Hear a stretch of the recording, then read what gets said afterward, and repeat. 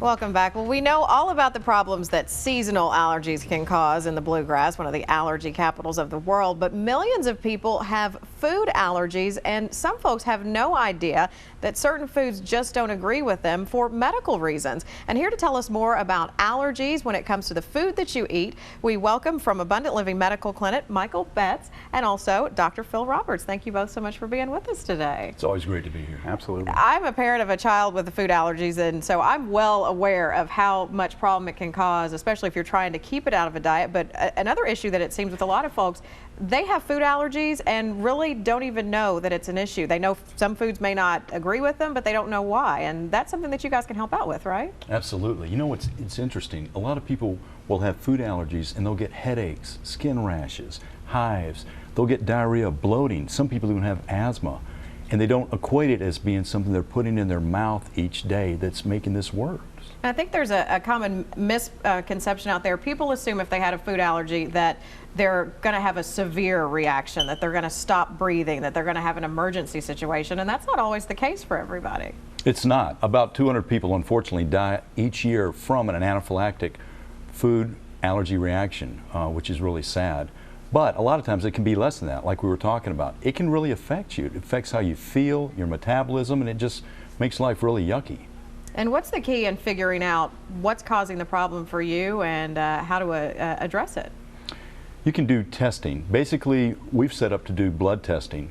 Typically, people either do scratch testing or blood testing, and everybody thinks they have the best test. Of course, we think the blood is more accurate. The scratch test, people think that. Anyway, either way you can find out what's triggering this response in your body. So we offer 154 different tests to take and see what you're allergic to, what the most common reactions are that people have.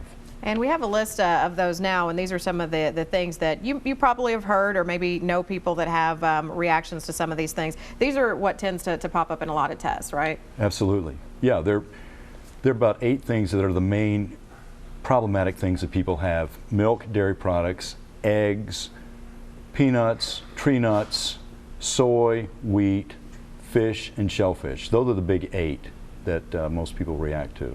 And you said, let me hear that again. I know that when my son was tested, I think he pretty much got tested just for those things at first. That's all he was tested for. But your test actually has more than 100? 154 different things, yeah. We have 22 for the seafoods, 22 for the spices, 22 general main things, and another 88 that kind of blows up the 22 things to get the most common allergies that people have. So that's going to give you a pretty specific look of you know, what exactly is irritating you. We're moving into a great part of medicine right now where people can come down, and we have a thing called the Core 22, which, you know, looks at their gluten, their milk, cow's milk, stuff like that. And then if you find certain things in that, you can always escalate it to all the other foods. But now what we're doing is we're sending people home with these 30-page booklets that is, here's your thing to remove out of your diet, here's your things that you need to do in moderation, and it's exciting, and it's all really with just a blood test, and it's not the scratching or the painful thing or multiple stuff. It's exciting to be able to help people understand what's going on. And I'm guessing it's got to be pretty life-changing for folks to realize that adjusting their diet can just help them feel better, and it affects all other kinds of systems that are in your body, right? We even last week had someone that we were able to draw their blood for the first time that we never could before, and we've equated it to them removing certain foods from their diet, and their muscles kind of reduced and their veins got more healthy. Like, it was fascinating. But again, this is that I think we're going to see just a ton of people. I think you're going to see restaurants start offering gluten-free menus big time in the next 2 years, because people just don't realize that half the stuff they're feeling is food allergies. And it's something that you can easily control if you know about it. Yeah. Well, if you're interested in this testing or learning more about any of the services offered through Abundant Living Medical Clinic, you see their website and phone number there at the bottom of your screen. They'll be happy to help you out with whatever you need. Thanks, Always. guys. Thank you. We will be right back with a check of your forecast. Mary Watson is on everybody's favorite list today for this forecast. We love Mary. It's gorgeous out there. Temperatures into the mid-60s already, and we're seeing the sunshine. We can only warm up from there with a high of 68 today.